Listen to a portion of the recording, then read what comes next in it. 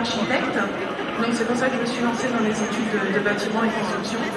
Et en cours de route, je me suis rendu compte qu'en fait, il y avait énormément de métiers possibles à l'issue de cette formation-là. Et j'ai abandonné l'idée de devenir architecte pour me lancer plutôt vers une formation type ingénieur, pour devenir soit maître d'œuvre, soit coordinatrice de travaux.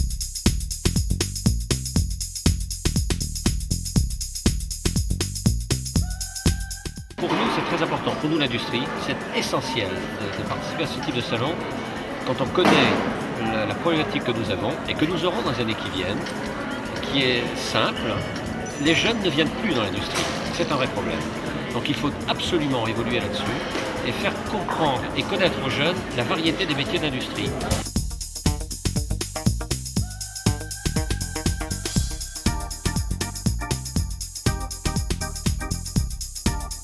Au niveau pourcentage, je ne sais pas exactement, mais sur Lorient, on est 2 femmes opérationnelles, sapeurs-pompiers professionnels.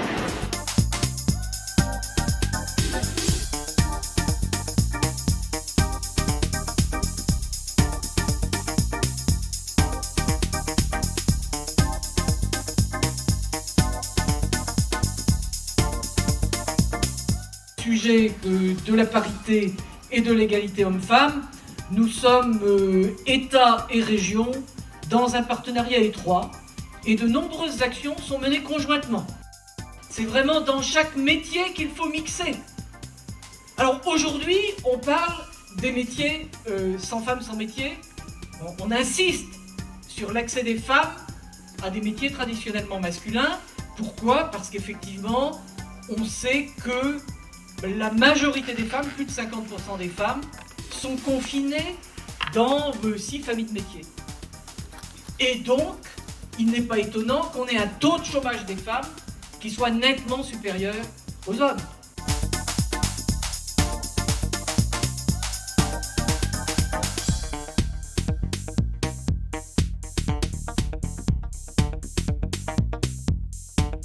Grande chose, c'est la qualité de la présentation que vous avez faite aujourd'hui.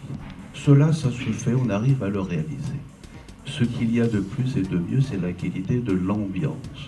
Bon, j'ai eu l'impression de vivre une fête où les uns et les autres, et Dieu sait si les organes et les organismes qui contribuent à atteindre l'objectif que vous êtes assignés sont nombreux, on sentait une véritable symbiose entre les uns et les autres, un réel plaisir d'être là, et s'agissant des visiteurs, un réel plaisir à passer d'un stand à l'autre.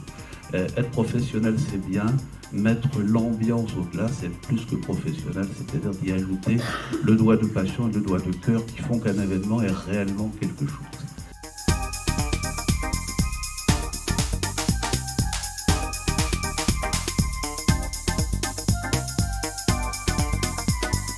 C'est pas simplement la difficulté d'un métier qui nécessiterait de la force ou des qualités particulières. C'est beaucoup plus profond que ça. C'est tout simplement le fait qu'on ne veut pas réserver aux femmes finalement l'accès à des fonctions, l'accès à des tâches qui sembleraient par définition depuis très longtemps réservées aux hommes. Donc c'est ce combat-là qu'il faut assumer, y compris pour nous, les hommes, dans tous les domaines de la vie, pour faire en sorte que les femmes aient leur place.